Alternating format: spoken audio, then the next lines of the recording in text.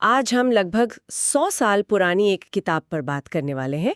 1925 में लिखी गई फ्लोरेंस स्कोवेल शिन की the game of life and how to play it. Yes. जब मैंने पहली बार इसका शीर्षक पढ़ा तो सच कहूं मुझे थोड़ा सा अजीब लगा।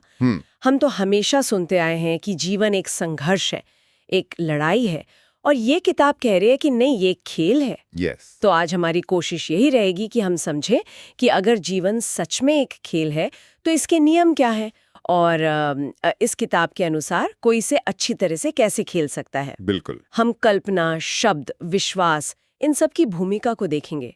तो चलिए इस दिलचस्प विचार को परत दर परत खोलते हैं। बिल्कुल। और खेल शब्द यहाँ बहुत महत्वपूर्ण है। खेल का मतलब ही ये है कि यहाँ कुछ नियम हैं। सही बात है। और अगर आप उन नियमों को समझकर खेलते हैं तो आप जीत सकते हैं। किताब का सबसे बुनियादी नियम है देने और पाने का नियम। कर्म का नियम जैसा? Yes. हाँ, एक तरह से वही है।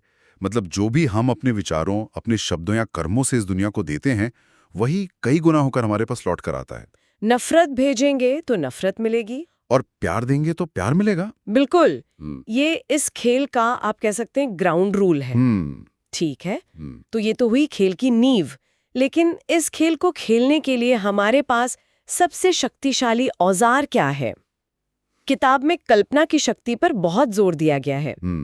इसे मन की कैंची कहा गया है, जो लगातार हमारे जीवन के लिए तस्वीरें काट रही है। मतलब हम जो भी कल्पना करते हैं, चाहे अच्छा हो या बुरा, वो देर सवेर हमारी असलियत बन जाता है। हाँ। और ये इसलिए होता है क्योंकि हमारा जो अवचेतन मन है, यानी सबकॉन्शियस माइंड, वो तस्वीरों की भाषा समझता है। वो तर्क नहीं करता। अच्छा। वो एक बहुत शक्तिशाली लेकिन अंधा सेवक है। आप उसे जो भी तस्वीर या आदेश बार बार दिखाएंगे, वो उसे पूरा करने में लग जाएगा। उसे ये नहीं पता कि ये आपके लिए अच्छा है या बुरा। वैसे आजकल के जो बड़े बड़े एथलीट्स हों, वो भी तो यही करते हैं। विजुअलाइजेशन। बिल्कुल। मैच से पहले अपने मन में खुद को जीतते हुए देखना, ये वही सिद्धांत है। ये बात थोड़ी डरावनी भी लगती है। किताब में एक कहानी है एक आदमी की, जिसे एक बहुत ही दुर्लभ और भयानक बीमारी होने का डर था। ओके। तो वो लगातार उस बीमारी के बारे में पढ़ता, उसकी तस्वीरें देखता, कल्पना करता कि अगर उसे ये हो गया तो क्या होगा। और अंत में उसके शरीर में ठीक वही लक्षण दिखने लगे और उसकी मृत्यु हो गई। ये मतलब विकृत कल्पना का एक बहुत ही खतरनाक उदाहरण है। ये एक दुखद कहानी है, पर ये मन शरीर के संबंध को दिखाती है। आज तो विज्ञान भी मानता है कि हमारे विचार, हमारी भावनाएं हमारे शरीर की केमिस्ट्री को प्रभावित करती हैं। लंबे समय तक डर और तनाव में रहने से हमारा इम्यून सिस्टम कमजोर हो जाता है। शिन इसे आध्यात्मिक नजरिए से देख रही थी, लेकिन इसका मनोवैज्ञानिक आधार बहुत मजबूत है। मतलब अवचेतन मन को ये पता ही नहीं कि हम सिर्फ सोच रहे हैं या ये असलियत है। उसके लिए कल्पना ही हकीकत है। एक और कहानी है जो इस बात को और पुख्ता करती है। एक लड़की थी जो बचपन में विधवा होने का नाटक करती थी। अच्छा। हाँ, काले कपड़े पहनकर घूमती थी, लोगों से देख के हंसते थे। बड़ी होकर उसकी शादी एक ऐसे व्यक्ति से हुई जिससे वो बहुत प्यार करती थी। लेकिन शादी के कुछ ही समय बाद उसकी मृत्यु हो गई और उसे सालों तक सच में विधवा का जीवन जीना पड़ा। ऐसा लगता है जैसे बचपन की वो तस्वीर उसके भविष्य की नींव बन गई। बिल्कुल। और इस पूरी प्रक्रिया को बेहतर ढंग से समझने के लिए लेखक ने मन को 3 हिस्सों में बांटा है। ओके। पहला है अवचेतन मन, सबकॉन्शियस, जिसकी हमने बात की। ये कच्ची दिशाहीन शक्ति है। दूसरा है चेतन मन, कॉन्शियस, यानी हमारा रोजमर्रा का दिमाग जो तर्क करता है, दुनिया को देखता है और अक्सर डर, शक और सीमाओं के बारे में सोचता है। हाँ, यही चेतन मन है जो अवचेतन मन को डर की तस्वीरें भेजता रहता है। और तीसरा है अति चेतन मन, सुपर कॉन्शियस। इसे किताब में हर इंसान के भीतर मौजूद ईश्वर का मन कहा गया है। ईश्वर का मन। हाँ, ये वो हिस्सा है जहां हमारे जीवन का एक आदर्श पैटर्न, या जिसे वो दैवीय योजना, डिवाइन डिजाइन कहती है, वो मौजूद है। ये विचार उस समय के न्यू थॉट आंदोलन का एक केंद्रीय हिस्सा था।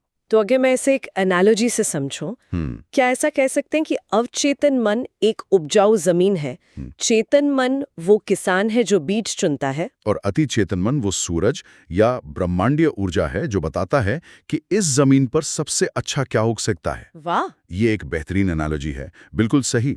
समस्या ये है कि हमारा चेतन मन यानी किसान अक्सर डर और कमी के बीज चुन लेता है, जैसे बीमारी या गरीबी। और अवचेतन मन यानी जमीन ईमानदारी से वही उगा देता है। ये जो दैवीय योजना का विचार है ना, ये सुनने में तो बहुत आकर्षक लगता है, पर थोड़ा एब्स्ट्रैक्ट भी है। इसे असल जिंदगी में कैसे लागू करें? इसका एक अच्छा उदाहरण है। किताब में एक महिला की कहानी है जो एक खास आदमी एबी से शादी करना चाहती थी और बहुत दुखी थी कि ऐसा हो नहीं रहा। हाँ, तो वो अपने चेतन मन से एक खास नतीजा थोपने की कोशिश कर रही थी। उसे सलाह दी गई कि वो उस खास व्यक्ति के पीछे भागने के बजाय अति चेतन मन पर भरोसा करे और ये प्रार्थना करे कि दैवीय योजना के अनुसार जो सही व्यक्ति है वो मुझे मिले। बिल्कुल, एक तरह से सरेंडर करना। और फिर क्या हुआ? उसने ऐसा ही किया। कुछ समय बाद उसका उस एबी नाम के व्यक्ति से मोहभंग हो गया। उसे एहसास हुआ कि वे एक दूसरे के लिए सही नहीं थे। अच्छा। और जल्द ही उसकी मुलाकात एक दूसरे आदमी से हुई जो बिल्कुल वैसा ही था जैसा वो हमेशा से चाहती थी। तो ये प्रतिस्थापन का नियम या लॉ ऑफ सब्स्टिट्यूशन का उदाहरण हुआ, जहां एक गलत इच्छा की जगह सही चीज ने ले ली। हाँ, और ये सिर्फ किसी चीज को पाने के बारे में नहीं है, ये समझने के बारे में है कि हमें असल में क्या चाहिए। कभी कभी हम गलत चीज के पीछे भागते हैं। ठीक है, तो हमने अपनी कल्पनाएं और विचारों को सही दिशा देना सीख लिया, लेकिन ये तो हमारे अंदर की दुनिया हुई। इस खेल में हमारे शब्द कैसे भूमिका निभाते हैं? शब्द बहुत शक्तिशाली हैं। बहुत। क्योंकि वे हमारी कल्पना को आवाज देते हैं। क्या? किताब में एक बड़ी जबरदस्त बात कही गई है। क्या? कि हम जो बोलते हैं वही हमारी हकीकत बन जाता है। एक तरह से हम अपने शब्दों से ही अपने लिए कानून बना रहे होते हैं। ये तो आज की कॉग्निटिव बिहेवियरल थेरेपी जैसा है। बिल्कुल मिलता जुलता है, जहां माना जाता है कि हमारे ऑटोमेटिक नेगेटिव थॉट्स को बदलकर हम अपने इमोशनल स्टेट को बदल सकते हैं। इसका भी एक बहुत दिलचस्प उदाहरण है। एक महिला थी जो अपने बड़े घर और उसकी जिम्मेदारियों से तंग आ गई थी। वो मजाक में या गुस्से में बार बार कहती, मैं इन सब से तंग आ गई हूँ, काश मैं एक संदूक में रहती। और कुछ समय बाद उसकी आर्थिक परिस्थितियां ऐसी बदली कि उसे अपना बड़ा घर छोड़कर सचमुच एक बहुत छोटे संदूक जैसे कमरे में रहना पड़ा। मतलब अवचेतन मन मजाक भी नहीं समझता। बिल्कुल नहीं। वो हर शब्द को एक आदेश की तरह लेता है। लेकिन अच्छी बात यह है कि ये नियम सकारात्मक रूप से भी काम करता है। हाँ, उस महिला की कहानी है जिसके पास सिर्फ $8 बचे थे। हाँ। और वो बहुत निराश और डरी हुई थी। उसे सलाह दी गई कि वो शिकायत करने के बजाय उन $8 के लिए धन्यवाद दे और ये कहें कि मेरे पास ईश्वर की दी हुई बहुतायत है और मैं और अधिक के लिए रास्ता बना रही हूँ। और उसने अपनी अंतरात्मा, अपनी इंट्यूशन की आवाज सुनने की कोशिश की। उसे अचानक घर वापस जाने का एक अजीब सा ख्याल आया जिसका कोई तर्क नहीं था, लेकिन उसने उस पर अमल किया। हाँ, और जब वो घर पहुंची तो वहां उसकी मुलाकात एक पुराने पारिवारिक मित्र से हुई जिसने उसे बताया कि वो कई सालों से उसे ढूंढ रहा था ताकि उसे हजारों डॉलर की विरासत सौंप सके। वाह, मतलब सिर्फ कृतज्ञता और विश्वास के शब्दों से पूरी स्थिति बदल गई। पूरी तरह से सीख लिया। लेकिन जीवन में हमेशा सब कुछ हमारे नियंत्रण में नहीं होता। सही बात है। कई बार परिस्थितियां या लोग हमारे खिलाफ होते हैं और हमारा पहला इंस्टिंक्ट होता है उनसे लड़ना। बिल्कुल। उनका विरोध करना। बिल्कुल। ऐसी स्थिति से कैसे निपटा जाए? मुझे लगता है यहीं पर किताब का अगला नियम, अप्रतिरोध का नियम, बहुत जरूरी हो जाता है। ये शायद इस किताब का सबसे गहरा और सबसे मुश्किल नियम है। क्यों?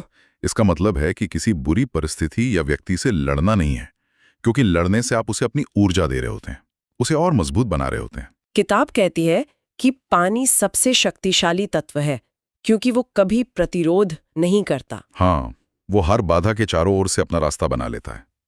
जब हम किसी चीज का विरोध करते हैं तो हम उसे अपनी जिंदगी में बनाए रखते हैं। ये सुनने में तो बहुत पावरफुल लगता है, लेकिन थोड़ा आइडियलिस्टिक भी है। मतलब असल जिंदगी में अगर कोई आपके साथ बुरा कर रहा है तो उसका विरोध न करना तो कायरता लग सकती है। ये कायरता नहीं, बल्कि एक अलग तरह की शक्ति है।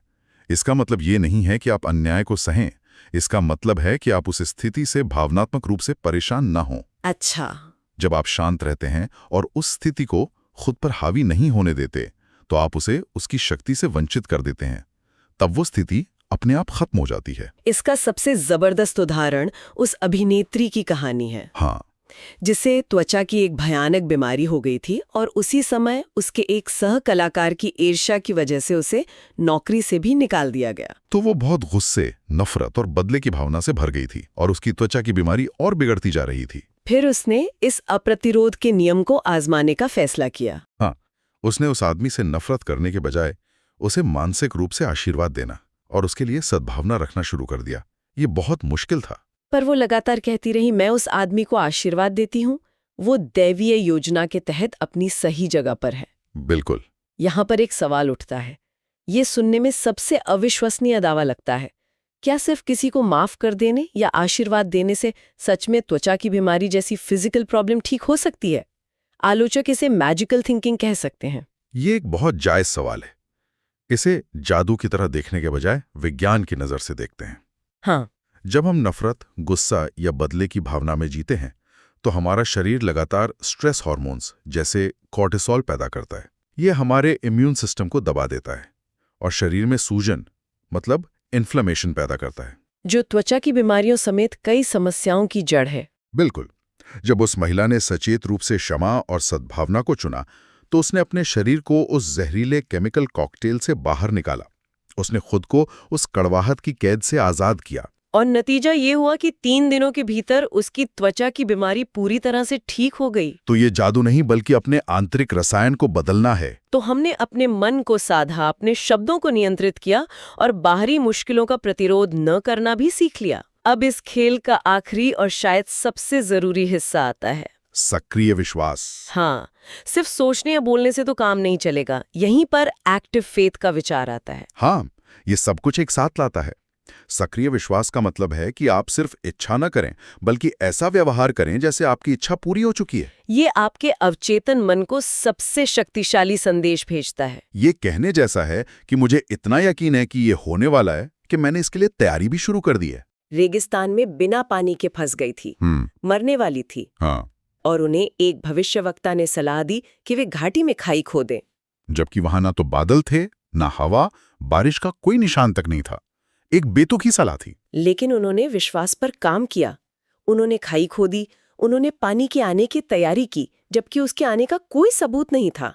और अगली सुबह वे खाइयां रहस्यमयी तरीके से पानी से भर गईं। उन्होंने अपने अमल से, अपने एक्शन से अपना विश्वास दिखाया। इसका एक आधुनिक उदाहरण भी है। एक महिला न्यूयॉर्क शहर में एक अपार्टमेंट ढूंढ रही थी और उस समय वहां घरों की बहुत कमी थी। हाँ, उसके सभी दोस्तों ने कहा कि यह असंभव है, तुम्हें अपार्टमेंट नहीं मिलेगा। लेकिन उसने विश्वास बनाए रखा और उसने अपनी खाई खोदी। उसने नए कंबल और लिनन खरीदे जैसे कि उसे नया अपार्टमेंट मिल ही गया हो। ये एक छोटा सा काम था, लेकिन ये सक्रिय विश्वास का प्रतीक था। और नतीजा ये हुआ कि 200 से ज्यादा आवेदकों के बावजूद उसे चमत्कारी ढंग से एक अपार्टमेंट मिल गया। बिल्कुल। उसके कंबल खरीदने के अमल ने उसके विश्वास को ठोस बना दिया और अवचेतन मन को एक स्पष्ट संदेश दिया कि खेल खत्म हो चुका है और वो जीत चुकी है। ये सिर्फ निष्क्रिय आशा नहीं है, ये एक सक्रिय और रचनात्मक प्रक्रिया है। तो इस 1925 की किताब से जो बातें निकल कर आती हैं वे आज भी बहुत प्रासंगिक हैं। जीवन को एक लड़ाई के बजाय एक खेल की तरह देखें। अपनी कल्पना और शब्दों को समझदारी से चुनें क्योंकि वे आपके अवचेतन मन को प्रोग्राम करते हैं। प्रतिरोध करने के बजाय शांति और स्वीकृति को अपनाएं। और अंत में सिर्फ विश्वास ना करें बल्कि सक्रिय विश्वास दिखाएं, यानी उसके सच होने की तैयारी करें। बिल्कुल। और जाते जाते एक विचार, ये किताब कहती है कि हम सब अनजाने में अपने अवचेतन मन पर पुराने टूटे हुए रिकॉर्ड्स बजाते रहते हैं, असफलता के, कमी के, बीमारी के। हाँ। किताब में एक प्रतिज्ञा है जो कहती है, मैं अपने बोले गए शब्द से अपने अवचेतन मन में मौजूद हर झूठे रिकॉर्ड को अभी तोड़ता और नष्ट करता हूं।